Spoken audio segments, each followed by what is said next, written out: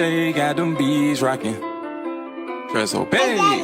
Welcome to Straight Facts. I know you gon' feel it. All good vibes, so please save your opinions. See why I ain't here to judge, so don't be looking for a critic. Do this combos out of love and help to spread some recognition. We can talk about your favorite team and how they got you feeling. Overall growth and understanding is the mission. So just kick back and listen and analyze what's mentioned. You can even pull up next and share your thoughts. Come on, let's get it. Welcome to Straight Facts. Yeah. Welcome to Straight Facts, man. Hey. Welcome to Straight Facts Podcast, episode 19. I wanted to bring a great entrepreneur, man, a great leader. People been in my inbox, man, and reaching out. They want to be to grab this guy, man, because he's a great guy. You know, I wanted to bring to the show my boy Michael Warren, man. What's up, man? What's up, man? Thank you for reaching out to me, man. Yes, sir. You already know I had to reach out to you, man. Like you was telling me, you got relationships with my brothers and stuff. So. Oh yeah, with Denzel. Yes, sir. Oh yeah. Yes, sir. So it's only right that God connect us to, man. Absolutely. So let's get into it, bro. Okay. Give us a little summary, man, your childhood and where you grew up at. I'm originally from Aiken, South Carolina. Born and raised. I actually attended school in East Aiken, growing up, and then my step-pop, he actually had us come over here to North Augusta. We moved to Monticello. Yep. Shout out Monticello. Back in the this is late 70s to the early 80s, and then that was back when they had the junior highs instead of the middle schools and stuff like that. For sure. And I went to North Augusta junior high, 7th, 8th, and 9th grade, and then I went back to Aiken when my step-pop's mother passed. We moved in there in her house, and he rented out the house in Monticello.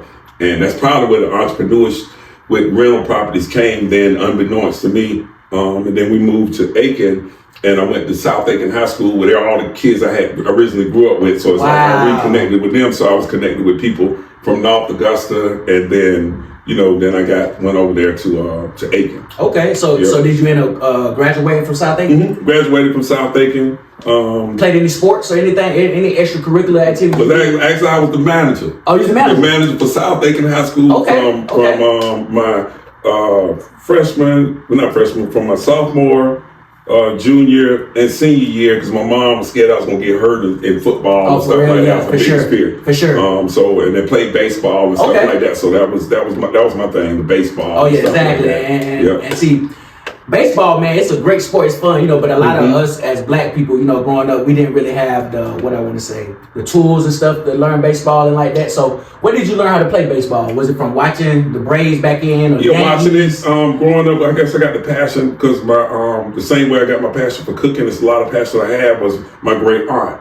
I was around her growing up a lot, as most in black communities back in the day.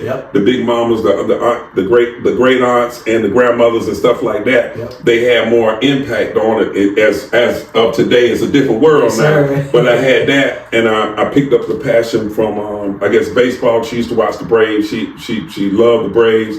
And I picked up the passion of cooking from her because she used to go to the farmer's market down there on what's that, Richardson Avenue, right down there by Williamsburg Street. Okay. It's the farmer's market. She used to sell cakes and pies and stuff like that. And she was a homemaker, so she used to cater to the elder Caucasian women. I'll make sure I say everything correct. Oh yeah, for sure. I don't want to say he said white women. He said white woman. You know what I mean? The Caucasian. So that's why I picked up a lot of passions. Okay, so when she was cooking for them and going to the farmer's market, was you helping her prepare food and stuff like that? No, I was mostly watching. Yeah. Because you was very young. Yeah, I was very young. I probably, at that time, I think I got away from it a little bit because I got older. But this is probably from the age of 6 or 7 years old up until when I was like 14 or 15. We start smelling a different world. For sure. We get away from it. We don't have time for that. But she always instilled a lot of things that I find myself today. Not only that I've taught my daughter, but I'm teaching my grandson now. For sure, for sure. And you just giving them some of the things that you learned from your grandma at that time. Okay, so man, that's a good way to start that. So how soon after high school did you go to the military? I went directly out of high school. I graduated from South Aiken High School in June of 1986, and I went in the Air Force on my 18th birthday, because I graduated from high school when I was 17. Because then, if you didn't turn 6 by November 1st, so I just made it by 2 days. So I probably was the youngest person in my class, unless somebody was born on the 30th or 31st. I don't know if it's still like that, but that's that date, the November 1st. For sure. Yeah. I think it is like that, too. Yeah, still November 1st is that cutoff. So by me being born on October 29th, so when I graduated, I went in the Air Force on my 18th birthday, and went to Lackland Air Force Base, basic training, left there and went to Chanute Air Force Base up in Champaign, Illinois, where the University of Illinois is. Wow. And went up there for tech school.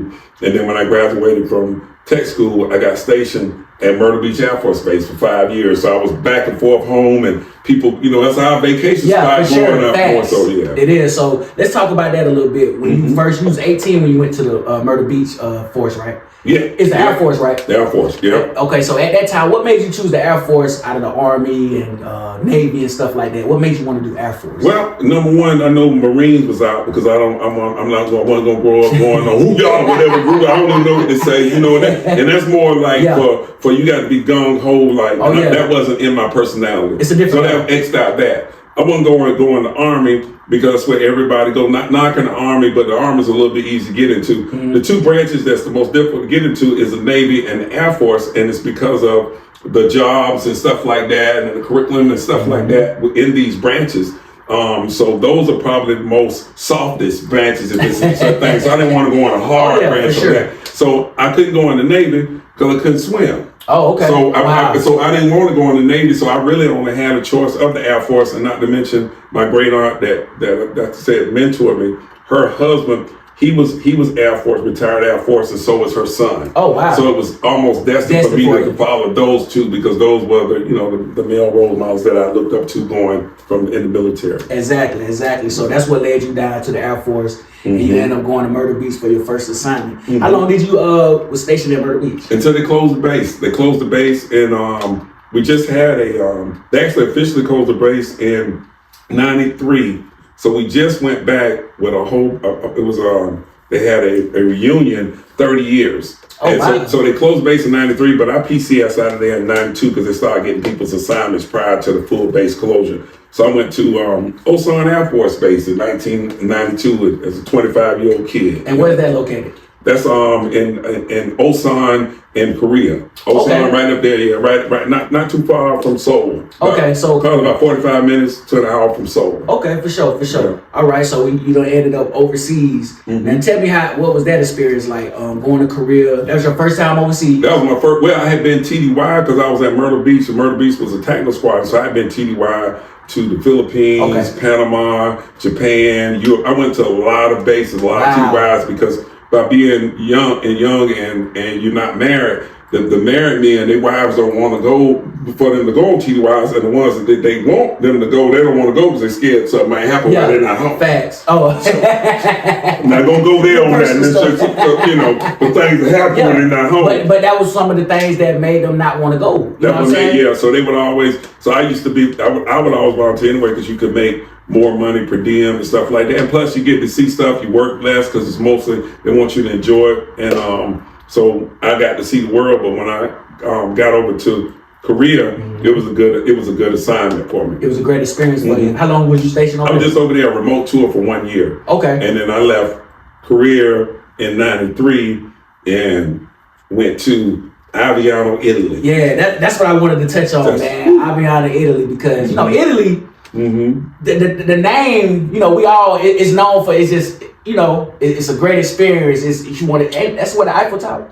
Is that what That's in Paris. That's in Paris. But it's not Paris. I guess Paris, France. Yeah. France. So it's right there. It's right there. Italy, so France. Italy, France. It's something that it was kind of like, we hear about it in school and stuff. So that's something we always wanted to go to. So tell me how the experience was over there, man, in Italy. And how did it change your life? Oh, well, it was great. When I went over, got exposed to Italy, it was a great assignment. That's where my extra love for the car, the Maserati car, I fell, because I used to be like, man, what car is that? I used to hit, and I've always wanted a Maserati. Now I own one, but that's when a lot of my first passion started with a lot of stuff. Wow. That's why a lot of times I like Italian dishes and stuff like that, like to pair those dishes, and my love for food, stuff like that. You know, the culture in Italy helped captivate, Wow. you know, like inspire that, right? Wow. So it was born in me. I didn't know what was going on, but I went over there and I had the entrepreneurship mentality, and I actually went over to Italy and almost ruined my Air Force career because they don't. And when you go overseas, they don't have a trade agreement where you can, you know, where like they can't sell like Newports and Marlboros and stuff that we have, and got access to the United States. They don't have a trade agreement to send all that stuff over there, Yes, but they have agreement to get their cognacs and all that stuff over here. So when we got that stuff on base, if you knew somebody and had some connections, Sure. you could get more, and then you could sell it off base. So I got into that, and I got into it a little too strong and a little too much. But that's where the entrepreneurship, I knew I had that bug. Exactly. And I got in a little trouble, and they spanked me kind of hard. For sure. And what it is, they PCS'd me out of there, and then I didn't know that would, you know, in turn, you know, force me into a situation where either now I can't even re-enlist now because of what I made and the mistake I made. Wow. So that was the first time in my life, you know, I was faced with, oh, I'm gonna do 20 years and all these people I went in the military. Wow. Now I'm in this situation where they saying, hey, you did this. They put me in a little military confinement where I was in Italy for a little bit, like you know, for I think 2 months or something like that. So at that point, sorry to cut you off, did you, in your mind, did you think you was about to face some jail time? Yeah, I was facing going to Leavenworth. Wow. Yeah, I was facing 15 years in Leavenworth behind that because it's black market. And now, being older and grown, you know, I'm not saying I was making an excuse, but I was young and I thought I could get away with it. I'm not stealing anything. Yeah. I'm just. It's a little ignorance. Yeah, it's a little ignorance. You know what I'm saying? It comes with growth though. Mm-hmm. You know what I'm saying? So you was young, and basically when you get stationed in them other countries, you probably trying to survive over there. Yes. So you finding little ins and outs and stuff. So you started to, like you said, what it was called, they didn't have a trade agreement, but they had something that y'all can like sell stuff to. We could get the ration card. Yeah, Each soldier in the military, when they go overseas, they probably still do the similar things, more digital now, probably scan it. But then you got a ration card. And when you went to the Class 6, you could get that. Like you could get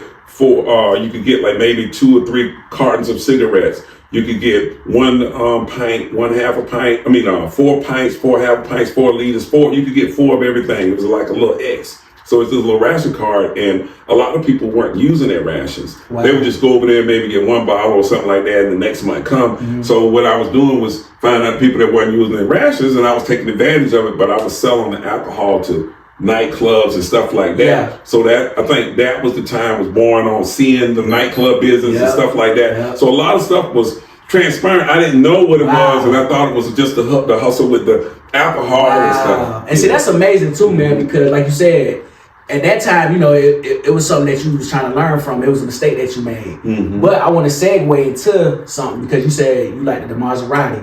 So you got a club called Maserati. Now, is that what inspired that name when you went to Italy? Well, it's inspired me, but the name was inspired with my business partners, Frederick Gibbons and Absolute. Oh yeah, shout out Absolute. Prior to me connecting with them, that had already started, so that's why I knew it was right by the name. Wow. So they had actually already. So that was already in business. It was already in place because Fred already had Maserati. Okay, he already had Maserati's car. So for sure. That was already there, so that's when I knew. Like that's why I wasn't no question about changing the name or anything. I'm like, man, I'm in. Yeah, so, for sure. So that's what inspired me. Okay. So, but we're gonna get back to the chef thing as well because you said again while you was in Italy, you started seeing different types of food, different types of cooking and stuff. So that is that what the first thing? Well, you said your grandma was the first one that inspired you, but going to Italy, is that what made you like want to do different types of food? Yeah, Italy, and then probably when I was in Korea too, because in Korea that's a remote tour, so nobody's over there. Well, they some that aren't on remote tours. They call what they used to call a short term, a short tour, and then a long tour. Long tour was 2 to 3 years. Short tour was just 1 year. And the short tour is remote for everybody. Basically, they're not going to let you bring your family over there just for 1 year. Yeah, for sure. So if you was on the short tour, if you had a family of 6 back then, you was just the only one over there. So it put people that normally would be with families, put all of you together. So we used to have cookouts and stuff like that. So I used to do ribs and stuff like that. Wow. And so I was always involved in, I was always just trying to make more than what I was getting. Facts. You know, because Facts. a lot of times people in business, stuff like that, they'll find a career and they'll just zone in on that one career and think that one thing is going to bring you. Yeah. Need multiple streams of income. That will never change. Exactly. That will never change. Multiple streams of income. Facts. That will never change. And so that's good at that age though, man, because you was what, early 20s, late 20s? Yeah, that was let's see, that was in 92. 6 years, 4, I guess. I'm 25. Yep, 24, because I got out when I was 24. And so you was thinking at that time, I need multiple streams of revenue. Let me try to do the chef thing. How long after that? Okay, matter of fact, let me back up a little bit. Okay, so you was in Italy. How long before you was stationed over here in the United States? How long did you stay in Italy? I was in Italy for, I guess, about 6 months, 7 months altogether. And then when I was in Keithley Air Force Base, I came out. That's why I transitioned to get out of the military. Okay. I got out of the military May 29th, 1994. Okay. So I did just short of 8 years in the military, and I got out and I moved to Atlanta. Okay. And when I lost my mind. Okay, Pretty much let's get into that. Let's get into the Atlanta wave. During that time, 1994, you're young, moving to Atlanta. How was that moving back to Atlanta, to the United States, just getting out the military base, trying to start your career? How was that at that time in Atlanta? Well, I was in the transition. It was more when I came out from the military, because I had been out of the military, just got out of the military, I was so used to stability. Yep. For 8 years, I had stability in my life. I had a check that came every month in my life. I had somewhere to stay. The military, they gave you a dormitory room to stay in, or they gave you per diem to pay for it. Yes, sir. So either way, I had stability. So the first time in my life, I didn't have that.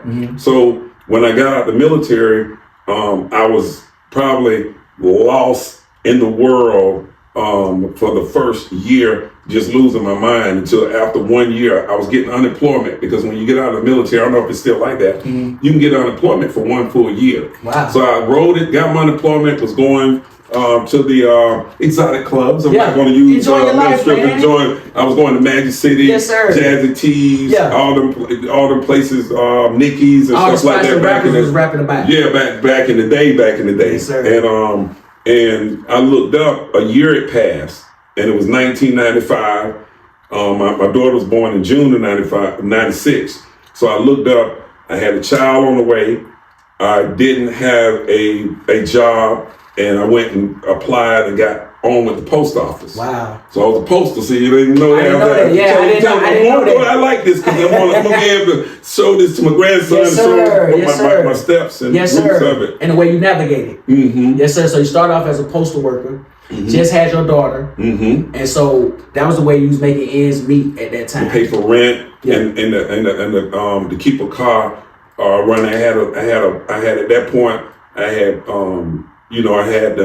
whatever cars I might have sold or whatever and stuff like that. So now I got a little raggedy 1986 Isuzu Impulse that used to be it was bomb back in when I had it during that year. Yeah. But then you fast forward now, 95, 9 years later, the car, well, it was okay, but I had a lot of things were going wrong with it. And so I was working the post office, and I was a distribution clerk. Okay. I used to go in at 3 o'clock in the morning to 11:30. Wow. And we used to go in and case the mail for the carriers. Like when the truck comes in, you case the mail. So when the carriers come in, they get the mail. So you had to learn the schemes and stuff like that. Like when I look at an address, if I look at 1029 Willow Way, I had to know this go to carrier 21 and stuff like that. Okay. So I learned the scheme, and I did that with the post office. And then once again, here I am getting postal money. I knew that wasn't enough. Yeah. So I went to bartending school while I was working for the post office to get me out of here, right? Wow. I said, I got to get out of here. So I went to bartending school from when I was at the post office. And after I went to bartending school, I hooked up with Earthquake, the comedian Earthquake. Oh yeah? At Uptown. Like everybody that knows me, they know this story, right? Wow. Earthquake. And me and Earthquake was stationed at Eglin Air Force Base. So one of my TDYs, I ran into Earthquake and met him as a friend. Yeah. So when I got out the military, they were telling me he had to blow it up, and I thought that. And I really thought he wasn't gonna remember me, right? Wow. So and to this day, he's a good friend. My wife, now, we done went. Oh yeah, we go to. I try to catch his shows, and I make it go. So showing love and support. So once I went to bartender school. Because that's when they told me, said, man, you go to bartender school, I'll give you a job. So I went to bartender school, he gave me a job. So I bartended there at Uptown Comedy Corner when it was in Buckhead. Wow. Him and Gary Adu owned it there. Gary is the one that owns Atlanta Comedy Theater now. Dang. So man. that's how deep that goes. That's amazing, why my roots bro. would go with the comedy and stuff. Thanks. And so you knew Earthquake before he blew up. Yeah, we still in the Air Force. We were in the Air Force together. We were all in the Air Force. Wow.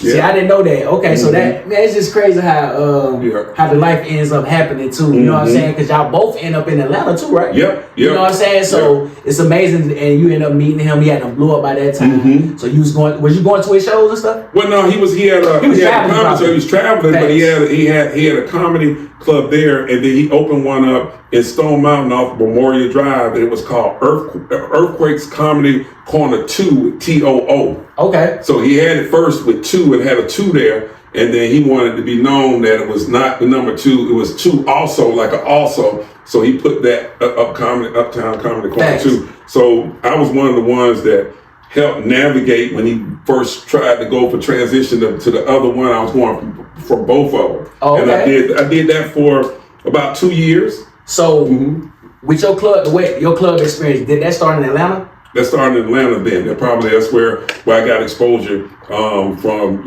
like running the bar and knowing about the liquors and, all the different things. Because when I went to bartending school, it helped educate me. Like if somebody come in, they might not know what a Cape Cod is, right? Thanks. Cape Cod is nothing but vodka and cranberry juice. Wow. They might not know what a madras is. It's vodka, cranberry juice, and orange juice. We just know the screwdriver, vodka, and grapefruit. So it's a lot of those drinks. I learned all that, and it's still stuck in my mind from a lot of drinks that I still can make. Wow, that's what's up, man. And we're gonna segue into how long did you stay in Atlanta before you end up? Because you ended up moving to Augusta or down this way. Back to Augusta. I was in Atlanta from 94 into 2017.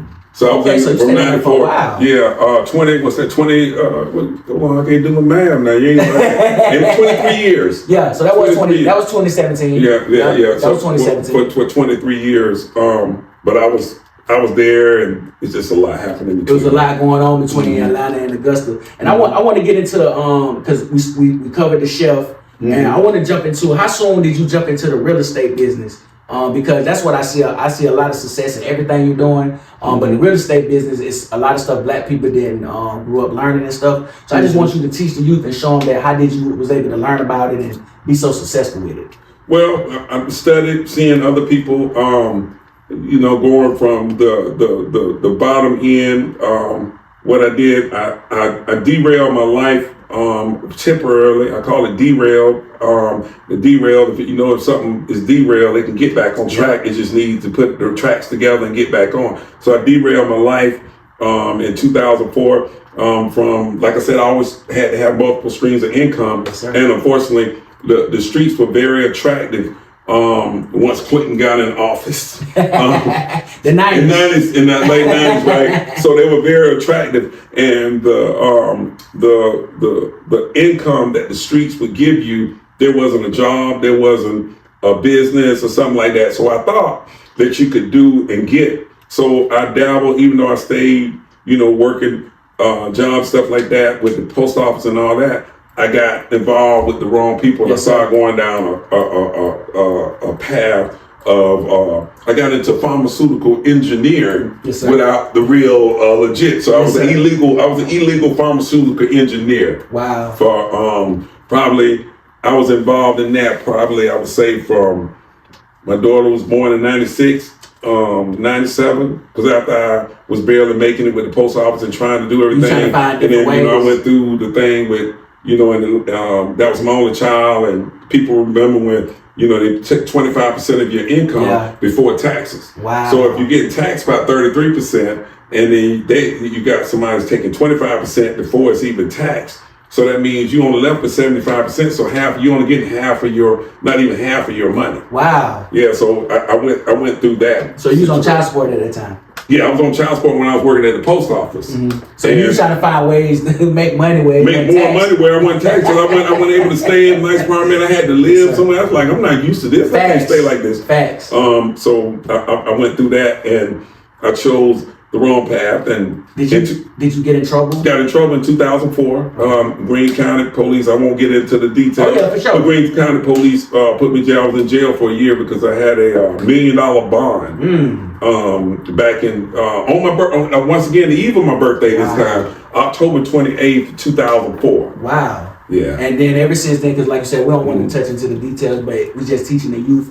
You know, people make mistakes, but at the same time, the streets ain't for you. The streets ain't for nobody, really. You know what I'm saying? There's always different ways we can make money and learn from other people. So, you know, you learn from that. You end up getting locked up in Greene County, but you learn from that after that, right? Yeah, I learned from that, and I was in jail. I think really that was God getting my attention at the right time. He used that. Well, I ain't gonna think. I know. You know what I'm saying? I shouldn't even say that when I talk about God. I should say what I think is what I know. I know that He used that time for me because while I was incarcerated in Greene County jail, I started a purpose-driven life course where, you know, that was teaching them, you know, that's the, I don't know if you heard, it used to be called now, it's What Am I Here For by Rick Warren. Okay. It's a purpose, one of the top selling Christian like books links to the Bible. Wow. It's Rick Warren is the author. He's a pastor at Satellite or something church in California. Rick Warren, is that your... No, he's Caucasian. He's Caucasian. I'm not using the word. Wow. Yeah, he's Caucasian, but no relation to me and all that. That's what got me. Warren, let me see. Yeah. But his name Rick Warren, but it's a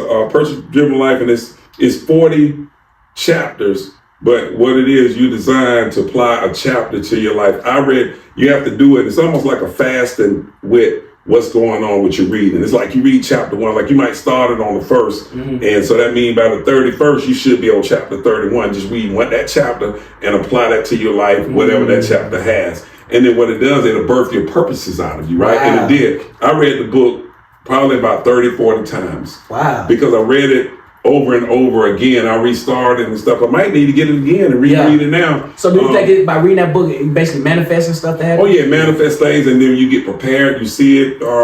You know, it's definitely a great book for you know, if you want to teach the youth and stuff like that. But I did that when I was in jail, and I started a choir. Oh wow! I got everybody where they could get AIDS tested. AIDS test. This was at Greene County Jail. From I was incarcerated from October 28, 2004 until October 18, 2005. And the reason why I got exonerated I just got 10 years probation because they took my evidence, Greene County. Well, let me say allegedly. Yeah, allegedly. They allegedly took my evidence and put it back on the streets and didn't send it in. So I sat there during that time, and then when I did get my court date, they didn't have any evidence. Man, come on, man. You should have got 10 years probation, but that's for another story. Yeah. So you end up starting a choir. And so you was in jail doing all this. So you started learning your lesson quick. Yeah. And you started to put out positive things so you can, you know what I'm saying, try to change your life. So once you got out of Greene County, is that when you end up moving back towards Augusta? At first, I had the chaplain in the jail had took a very strong liking to me because you notice how I was doing a lot of things. And his name was Bob Aldridge, and he was like an 82-year-old, very wealthy Caucasian man in the Greene County that had a house on the lake and all that stuff. So he was a chaplain for the jail, and he really battled for me while I was in there because he saw something different, and it was something.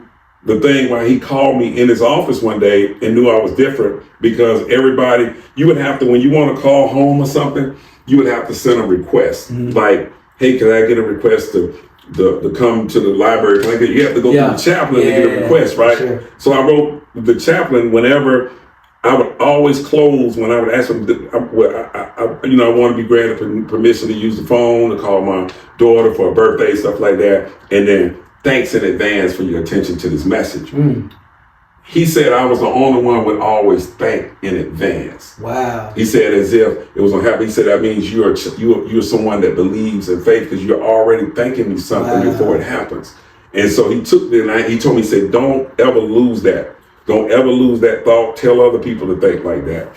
And that's amazing, man. Yeah. Because the reason why I'm so like, I like that. I like to pay attention to the details as well. So that one little thing that you put into your message, he noticed that, and that made a big impact on him. Yeah. And so by him, he said he took a liking to you. So after that, did y'all have like some type of relationship far as like? Yeah, when he helped me start all those things I started in there. He helped me get the letter when we were fighting, because what happened is that at Greene County Jail at the time, they really was feeding us mystery meat and it was really horrible. And it was a soul food restaurant down there that everybody in there used to always talk about. So I got the chaplain to reach out to them to see if they could cater it, because I said by them being hungry in here and stuff like that, it makes it very violent because people are angry. But it's known fact, when people are hungry and they're not starving for something and don't have a need for that, they are more chill. It changed the environment in the jail, and they gave that contract. I don't even remember the name of the business, but I got them that contract. Wow. In Greene County. I don't know if they have it. I ain't getting nothing That's on it. That's amazing, bro. But the food changed and stuff like that. And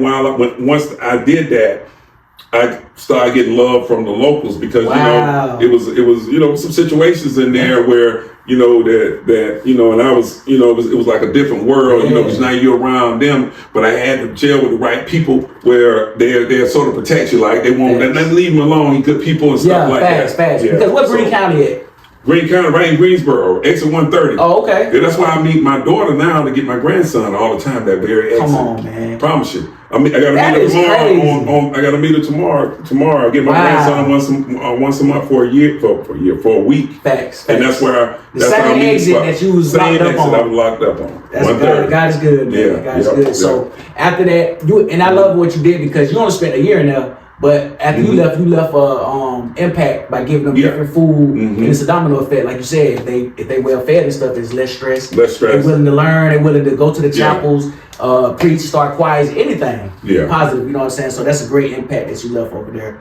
Okay, so you said after that, how long after you got out of Greene County, what was your next move? My next move was to get back to Atlanta, because the chaplain had paved the way for me there in Greene County. He got me a job working as a waiter at the Ritz-Carlton in Lake Oconee. Wow. So I got the job. They accepted the job, and I was going there for the first day. And I knew I stopped at the store and got a drink, and I just saw the look. They would look how they, just a different area on that side. You already know. You got in Greensboro, you got Greensboro, and then you got Greensboro. It's different. So it's different, with all the houses. So I went and I worked, I think, a 3-hour shift. And I called the chaplain. I said, I appreciate the opportunity, but this isn't for me. I'm going to have to go back to the 8. Exactly. So I got everything changed, because they were trying to keep me in the area. I got everything changed, and I got it changed to Atlanta. And I got a job at Johnny Carino's Italian Grill. There's that Italian coming back. I went trying to get a job serving at Red Lobster, Ruby Tuesdays, Longhorn, it was a couple of more that I went to, and the only one that gave me a chance was Carino's. Wow. Carino's. Yeah. And I want to ask you, because when you after you did your time, was you considered a felon? Yeah, I was a felon. Yeah. Is that the reason why you think the other restaurants? Oh, that's what they did. They wanted to know immediately, and then I got tired, and then I went in Carino's and I just laid it out. I was like, hey, and what happened was I told myself I need opportunity. I said, because I think I had like 30 days to get a job or another job after I walked away from the thing in Greene County. Sure. I had 30 days or it was going to get serious. So I told one of the front of the house manager, because the general manager wasn't there, I said, give me an opportunity. I said, even if I come in here and clean tables and you don't even have to pay me, just so I can show you what I can do. And while I was telling him that, a server came up to the guy. I think the manager's name, if I'm not mistaken, was Greg. That was a long time ago, so don't fault me on, on the memory. This was 05, so that was almost 20 years ago. His name was Greg, and somebody came and said, you know, I don't remember the dude to call, let's say Craig. Craig called in, and then she was like, Craig called in. He put his head down, and I said, what does Craig do? He said, Craig's a table tender. I said, what's a table tender? He said, it's just a fancy word for busboy. I said, I can do what Craig do. He said, can you work now? You got all black? I said, I can. So I still wear all black a lot of times. So I went to, ran to Old Navy on Camp Creek, and I went to Old Navy and got a black, my mom was taking me, driving me there because I had my license. I was about to ask you, did you have anybody else helping? Yeah, my mom, and then I had I had to go get a black Oxford shirt and black pants, and I came back and I went right back. Mom said, what time you get back? I said, he didn't tell me. And then she said, well, you better call. I said, no, I'm gonna go. You're gonna go. And I went on, I said, I don't wanna call, I wanna go. So I went and got that, and I went right back over there, and he was like, oh, I meant to tell you, you don't have to come back. I said, is there anything I can do now? If you want to help out, and I went, and I did that. Wow. And I worked, and I kept quiet. I kept quiet because I didn't want to tell nobody my story. Wow. And that right there showed your determination. You know what I'm saying? You wasn't needed at that time, but you showed them that I'm here for y'all. You know what I'm saying? So that really was showing determination for your future other things that you're into now. Okay, so we're gonna jump back to real estate. Now after all that, you know what I'm saying, you said you had the relationship with the chaplain, you got out of Greene County, you ended up working at the Italian restaurant as well. So after that, how long after that did you end up like saying that you want to start an entrepreneur and start your business? Well, when I got to Carino's gave me an opportunity and I excelled in there. I went from busboy to server, from server to closing server. That was a difference. I didn't know that if you're a closer, then they cut the floor. They slow down. No, what it is, they cut the floor. Like, let's say they might have this section 2 people, this section 2 people, this section 2 people, this section 2 people, and this section 2 people. So you got 5 sections, but you got 2 people working it, right? 10 servers. When it dies down, when the shift, like the lunch hour go and all that, you cut half the floor. So now you drop down to 1 over here. And they got that whole section, they stay on the clock. But those are the strongest people. For sure. So I worked into closing server, and then area manager came and saw my work ethic, and I used to come out the kitchen hollering, full hands, and would always stay gainfully employed. And he was impressed, and he said, have you ever thought about being a key manager? And a key manager is the person that's really not a manager, but they pay you a little more per hour. And what you do is you really sub for one of the managers when they're not there, or if it's a manager. Count the money down. And whatever, you might be the curbside. Key manager really gets you to be all of them. Then you might be in the back, and then and the whole time when I was doing this, nobody knew, because you notice I never said anything about cooking, because I knew that I had to learn the front of the house with the customers before the food. Wow. That was more important. Wow. That was more important, and it is now. Now still, the service is more important. You can go to a restaurant and the host can greet you beautifully. And you say, oh, she was nice. The waitress can greet you beautifully. She was nice. The drinks could take a little longer to come out. The food could come out a little longer. You're cool because you were treated nice. Let them have a bad attitude. That food, that steak don't taste as good. Everything is wrong now. You know, we out of that. Now everything is wrong. Now you got more of an attitude. So, you know, when you get greeted, that's why you have a hostess at the thing to greet you. Exactly. That's why a server doesn't come and seat you at your table, because they want somebody that's not aggravated and have a lot going on that way. That hostess don't have to do anything but seat people. Wow. It's a reason why they have the hostess. Wow. I tell people that's the most important thing. It is. Because you know why? Right, because that's what, like, when me and my girl go look for restaurants, or we done been in one, like, man, she had attitude, I ain't going back. You know what I'm saying? So you right them the first people you see, it's a domino effect. And it's good that you showing people this, because you let them know that their jobs is important. Hosting, busboy, all that's important, and you gonna lead up. It's gonna build up to bigger things. So you end up starting as a closing server, and then you end up building up to key manager, and then the general, well, not the general manager, but the area manager. His name was Mike Roberts, and he was from Texas, because that's who started Carino's Italian Grill. Okay. They're Fired Up Inc. is the company. Okay. And he said, hey, we want to send you to Texas to become a manager, because I want you to. He said, I think you can be a good GM for the store on Camp Creek. And he said, let me walk you outside and show you something. And he walked me out. And they were in the process of terminating where the other manager was going to another store. So he was going to a small store, but they were trying to, get another manager. Yeah. So he walked me outside and he pointed me, like when you go in the restaurants, if you look, they call a manager partner, a general manager. They got it right there on the door. Yep. So he pointed to me, right? And this was symbolic all my life. He pointed to me, he said, you see there? I think the manager at the time was Corey. I can't think of Corey's last name. But he said, see when Corey, let's just say Phillips. I'm just going to make that up, but that wasn't it. But I know it was Corey. For sure. They say, Corey Phillips, general manager. And he said, I see your name there one day. Man. And I said, well, I see a little something bigger. I said, let's walk out here. And I walked, if you came off Camp Creek, Carino's is tore down now. They tore it down to build another plaza and all that. But it's right there where Camp Creek in Atlanta, right before you get the Red Lobster. And I walked out, and right on the edge, like right there on Camp Creek, they have the logo of the thing. So it was a sign with Carino's, Red Lobster, all the places coming down. For sure. So I walked him out. I said, come here, let me show you something. And we walked out where it's Carino's. I said, you see my name there, but God and me see my name here. I said, I can't accept your offer because I'll be trapped in Carino's and I look up and I'll be old one day, just a manager, wore down, wearing dusty shoes, driving a raggedy car because I'm putting all my money in it. I don't have time. I don't sleep. I don't spend no time with my family. I say something bigger than that.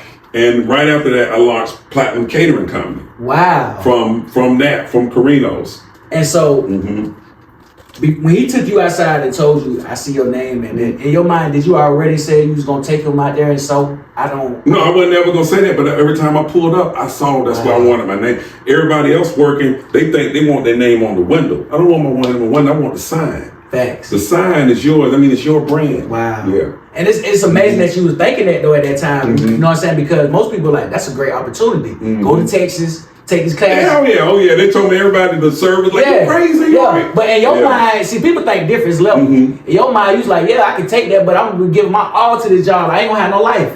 You know what I'm saying? No life. Exactly. So it's good that you was able to do that, and you started Platinum Catering Company. Platinum Catering. And when I started Platinum Catering Company, I spoke with a chef, a renowned chef.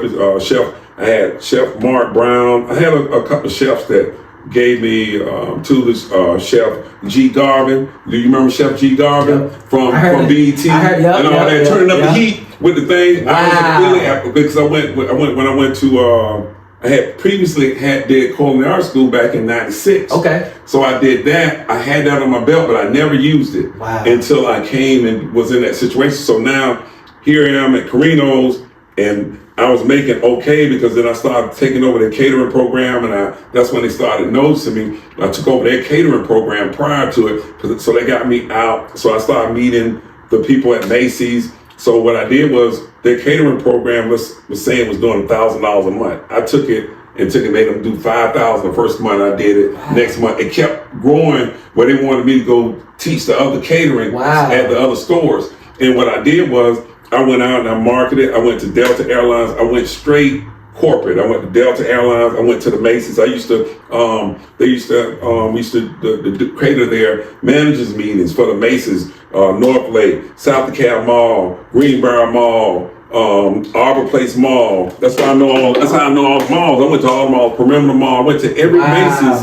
I went to every Macy's networking and would talk to them, and that's how I got in the door with Platinum. Wow. And then Platinum, once I got with Delta, and then my next thing was the pharmaceutical reps. So I started growing this, but this is what happens. When you grow a business, you grow it, it's just you. Or when you're getting people, you got to make sure you got enough people. It takes people and team. Yeah. So you realize that. And then when I was growing the business faster than I was growing my team. I was about to ask you that. The business was starting to take off. Yeah. You was getting a lot of success. Yeah, but I couldn't accommodate the orders. Not by yourself? No, I have a pharmaceutical. Hey, Mike Keon, man, I can't get nothing over there, man. Now I'm mad. Hey, no. And I was spinning around, and I was just doing it, and I realized I'm not in my city. I'm in Atlanta. So I did that for a while, and then, shortly after I started doing other things, I started doing plays and stuff. So I started coming back home, right? Wow. And in 2017, And that's came back here. Exactly. So we're gonna go into 2017. So 2017, when you came down here, did you still have platinum catering? Platinum catering. In fact, that when I came, that was a whole detraction with me and Fred to do business, because I was the food, the bar. We was able to do, because he was already married. Fred was already in the club business. He was already in the club business with Sultry Sounds, and then Maseratis. We opened Maseratis in 2017. We just came up 7 years. 7 years ago. Congratulations. 7 years. Thank you. 7. Yep. And who the other two partners you? Absolute, which is Ray Dawson. Yes, sir. And he just signed some type of deal. Or something? I got to go with them tonight. We got to go. And I'm Fred and I are his managers, so I do that too. That's what's up. Yeah. So I seen y'all on the video. Y'all was out there in Texas or something. With Lil Flip and stuff. So he signed a record deal out there with them, and that was a good experience and stuff. So it was. And so how long after you brought Platinum Keys that you jumped into the music side of things? Like, no, just that really was, that fell in place after, probably this last year. Okay. With Luke Touch Back. So that was his thing with the music and stuff. For sure. He feel like he trusts you, you done built this church. Yeah. So we already do business, and we want each other to grow, right? Yes, sir. So when you see a friend and you see them doing something, if you got any passion or anything for it, why not help that friend and facilitate the needs of that? Yes, if you feel like you can do that, you have to be unselfish, because it's going to be something that you're doing. You don't want them to help you. You got to help each other.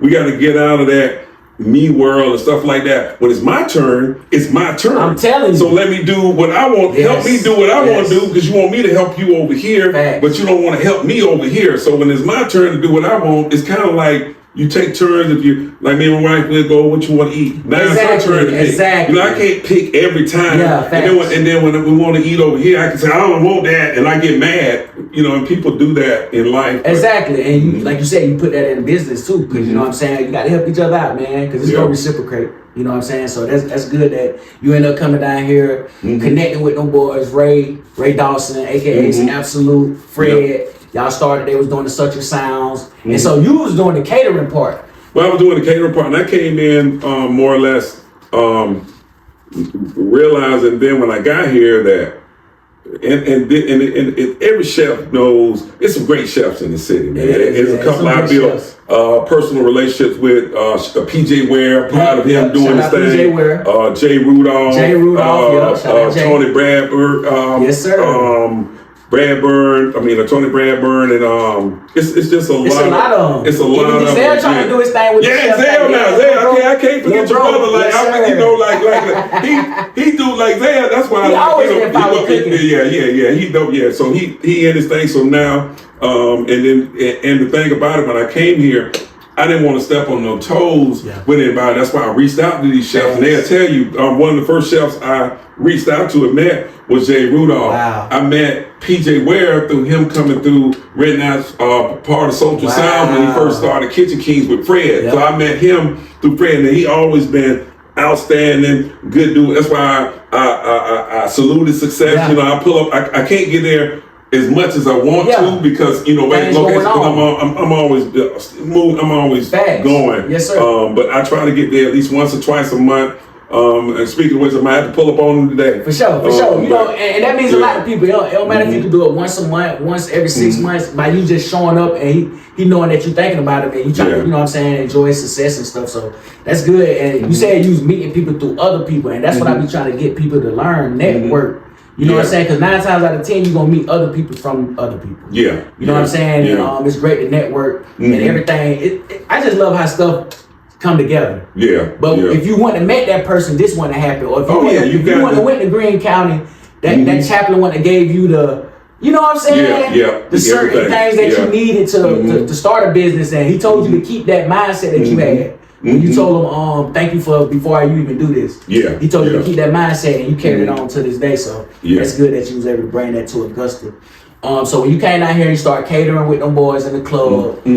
How long? So you was already doing writing plays and directing at that time? Yeah, I had never written my own play. I wrote lines for roles that I played in plays. And so when I came here, that's always been a passion of mine because I've always wanted to tell a story, right? And I didn't want to, I had a passion for comedy and stuff like that, but I never really wanted to be a comedian because I felt like the comedians always are used to just make you laugh. I really wanted to get messages across in a certain way. So when I came, I linked up with JoJo Williams and this is A.G. Wells.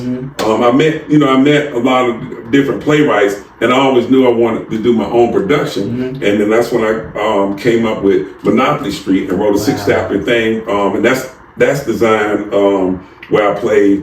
Well, he's now 85. I'm 55. He's 30. Uncle Nuno. Hey, that was crazy too because when I was doing my research on your stuff, I'm going through and I seen that older guy. I thought that was your pops. No, that's me. And then when I read, I said, "Oh, he do plays and stuff." So that was him playing that. Yeah. You did a good job with that too, bro. Yeah, I appreciate it. You made it look real good. No, do that thing, but you got to bring no here. You got to bring no here. That's right. You got to bring no here. You got to do that, baby. You got to. Let me tell you something, Snake. Let me tell you something. You're a young fella and everything. I'm old school, baby. Yeah. I'm serious. And so whenever you do your plays and stuff, you getting a message out there, but it's still funny. Yeah, it's still funny. And the whole storyline, which is a very important topic, Uncle No was a deadbeat dad. He didn't claim his children and stuff like that. And that's a storyline behind a lot of children, not just black, white, or everything. I'm supposed to say white, Caucasian. I'm learning, but black and Caucasian, for sure. Children. And what Uncle No, he's kind of. I put a little bit of my life with it. Uncle No was an only child, and he was Willie Oscar Reason's junior, but his daddy was a senior. And what it was, his dad, just like the Monopoly board, it was 22 properties, right? So his dad had a house here, it was 11 properties here and 11 properties there. Like, just imagine growing up in an area like Monticello or Governor's Acres Park or Nixon Village or whatever, like communities, what we know. So that was Monopoly, because the street was called Monopoly Street. That's my thing, Monopoly taking over. Monopoly is having, more of something, dominating something. That's the Monopoly. So it was Monopoly Street. So Dad had these 22 houses.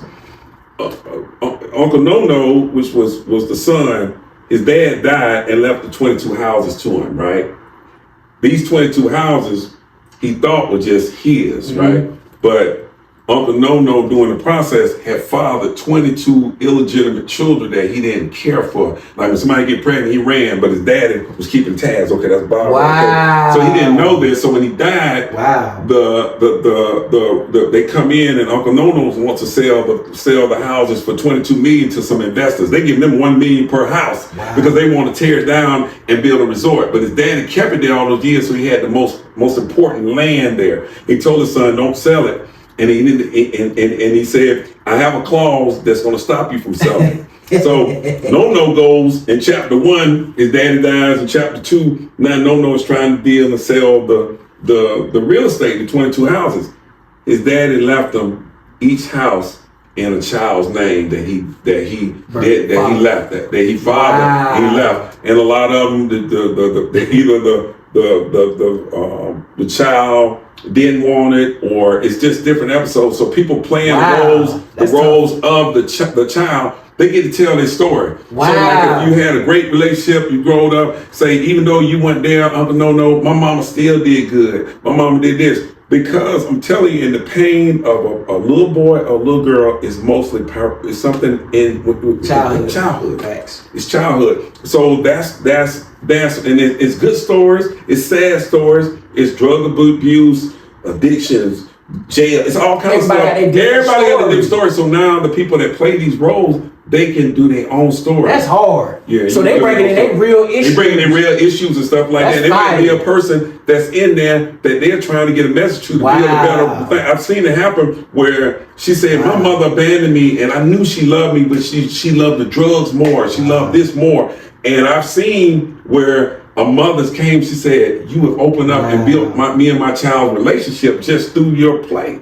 That's a great. See, I love the way you did that though. Like because when they bring their own story, it really ain't got to act it out. Yeah. It's what they done already experienced. They already experienced. That's why I do open ad lib acting. I write the storyline, the script, and I tell you what happened. You just came from the airport, you coming up, Uncle No is your dad. For sure. You know, and then just give them and let them be and let them say whatever, and then you'll cater to their words, and then I'll rewrite what they said. I'll rewrite it in a different format, because you don't want them to come in and then they might say, their words might be, you was just sorry. And then their words might be, you was just no good. I don't want to put in the script, no good. And then what they say, and then when they say it, they were like, you was just sorry. Instead of, you was just sorry. You know, and then if you was no good, it makes a difference. So you let them say how they want to say it. You just tell them you got this. I call it open ad lib. It makes it easier for the actors, because now they're not stressed about lines. They can express themselves. It's open ad lib where they can really, you know, say their own art and creativity and everything. That's a fact. That's a fact. And so, okay, so with the play, do you have co-writers and stuff that help you write plays, or you do all the scripts? I did do all the scripts. I have had, like, my wife now, she was my fiance at the time. She assisted me. I've had and used actors that's in the play to assist them with their knowledge and skills and say, hey, what you think about this? So I give the actors, you know, freedom to assist. Hey, can I do this? I want to act like, so that gives them their own thing. So I don't really have the co-writers, because I'm going to kind of stick to the script. I might kind of have my format, and they can go. And then sometimes people want to go way off the thing because they want to bring attention to themselves. But I always wanted to create, even though Uncle No is the main character, always wanted to create a stage play where it wasn't just centered around me. I want everybody to be the star. Because that's how I wanted in business and in life. We all stars, right? I'm telling you, exactly. Yeah, the one might have a brighter light at the time, but once you stand close to it, when you get some of that light, because that light gonna lean on you, the sun changes. It just ain't your time yet. God got your time coming. It's gonna come. And that's good, because it goes back to what you said with the restaurant. You broke down everybody's job. It's important. And so I'm gonna jump on the last two topics. I want to talk about philanthropy a little bit and what that means to you, man, giving back to your community. It means a lot. I think part of me coming back was wanting to do more for my community. I give people, you know, like my time. One of the things, that's what real estate gives you an opportunity to do. It gives you a chance to rebuild your community. The feeling I have sometimes if I'm in a certain area and I ride by an area where I know it's a house over here that's mine, and I've been directly responsible for making it new, and I've seen we get a house and we're renovating the house, and I've seen doing a lot to the house, and then make the other neighbors do stuff to their house. Exactly. It just, ooh, that looks nice. It do. That's like when you see your neighbor cut their grass. You can't stand out. You gotta cut your grass. You gotta cut your grass. You see somebody washing their car. Well, I need to get my car washed. See somebody eating. We just want to do what other people do. So why don't we keep doing more positive stuff? And I wanted to put an end to no slumlord. I don't believe in being a slumlord. People. It's a lot of slumlords out there. When you say slumlord, what you mean? Not repairing things, just giving people, not really caring. If somebody is without something, it's a problem to me. Oftentimes, because through investments, a lot of times I'm invested with other people. Either I've invested in a house with somebody else, or it might be they have a house, I might be property managing. So a lot of times you have to be very select on who you property manage, because if that person isn't, don't want to fix things and don't want things nice and all that, you're not really gonna get along with them, and it can shine on you in the wrong light. So basically, you're saying before you partner with people, do your research. Yeah, do your research. You know what I'm saying? Don't always, people always think they have to do certain things with family members and certain things. Be smart. You know what I'm saying? Let God use you, and you know what I'm saying, and use that energy and everything to select the right partners. So okay, we're gonna get into the sports a little bit, man. Okay. Let's talk about them Cowboys, man. What you think y'all need to? To me, man, my phone ring. It's ringing. I got a return call. Hello. Let's speak with Jerry. He's crying. Jerry Jones on there. Yeah, Jerry Jones. What y'all think Jerry need to do or change, man, to get them Cowboys in that Super Bowl, man? Cause y'all have success.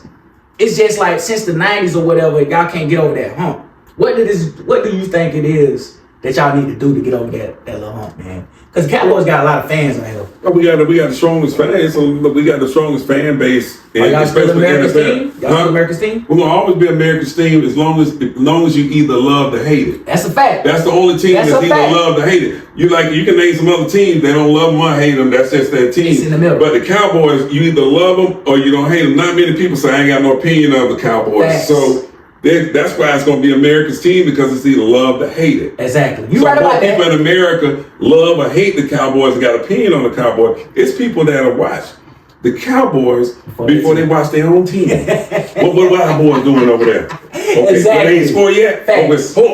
Stop I'm actually breaking this down for you people too. What America's team means. Yeah. I mean, you love or hate it. That don't mean that everybody loves them. That don't mean that they're America's team like there's America's darling. That's in America. That team is more like it's more. You can Google it. You probably can Google right now. Say what's the most loved franchise or what's the most hated NFL team. Yeah. It's gonna come up Dallas Cowboys on both. Exactly. So if you are both, that means you're at the top. You're the most loved. So that means you got more people that love you, and then you're the most hated. So you got more people that's on exactly America's team. Exactly. That's true. Okay, but let's get into what you think y'all need to do to get over that hump. You know what I'm saying? Is it better free agents, better draft? No, we tight. We drafted. I really think this is just my opinion. I really think Mike McCarthy is a outstanding offensive coordinator. He is not an outstanding head coach. One of the reasons people got to remember he got ran out of Green Bay because clock management, getting the players up morale and stuff like that. Yep. The same thing he's doing now in Dallas. So I think with Dallas, if Jerry Jones you could bring in Bill Belichick, you could bring in Harbaugh, you could bring in Pete Carroll. You can almost bring in any coach that can manage the game, that can keep these players riled up and motivated and stuff like that. CeeDee Lamb and Dak Prescott should have never had a chance to be off the same thing. He should have went to y'all good, y'all two guys before the game. You don't even talk to him. I don't see no interaction or nothing on the sideline. That is what I think really that we need. So y'all need a better manager who can let the coordinator. You need a good head coach. We don't need to get rid of Mike Carter. We just need to demote him. Facts. Offense coordinator. He is great. So now all he got to do is worry about the offense. Yeah, exactly. He don't have to worry about everything, you know? Exactly. So you saying that's what y'all. So basically, fire Mike McCarthy. That's not fire him. Demote him. Demote him. Yeah, don't fire him. He need to be fired from head coach. I'm asking, but you know this NFL. How many head coaches get demoted? Well, we need to be the first one to do it. Dallas Cowboys, we already break the mold. That's what we need to do. That's a fact. So you say I need to go ahead and get Mike McCarthy demoted. Bring in. I know the Falcons had interviewed Bill Belichick the other day as well. So you think he still got some left in the tank? Head coach, he's a genius. Yeah, he got. They say since Tom Brady left, he ain't had no. He ain't no quarterback. Facts. Thank you. See, I'm asking you this. I'm playing devil's advocate, and I want you folks to know that that's the reason you got to have a quarterback. That's why he's not going to be a good fit in Atlanta. They don't have a quarterback. Now, if Atlanta get Bill Belichick, they need to be making a move to get up in the draft to get a quarterback, or they need to be making a move to bring Justin Fields over there. I like that move too. That's what I think Atlanta needed to do, because you need to bring something that's going to get the city up and get behind that. And like you said, the best coaches are great motivators. You know what I'm saying? Somebody come in there and get Dak up, get CeeDee Lamb up. Because I had one of the best defenses in the league this year. So, and that usually translates in the playoffs. Yeah. So I don't know what happened. Like you said, I guess like if you're not motivating the players, you know what I'm saying, or what. But they got lax. They took for granted what it was. They did. And then a lot of times the coach would be, hey man, we got 2 home games. Yeah, We're playing Green exactly. Bay. And don't worry about that. Instead of saying, hey, look, you do your thing. You got to get even tighter and more serious. When I saw it when they came on the field, because I went to a couple of Cowboys games, so I'm a diehard fan, so I'm gonna see, what it is. From straight from when you was there. Yeah, I want a little refund. It'd be 4-figure tickets. I'd be sitting down there like playing like 4-figure tickets. So that's I love the Cowboys.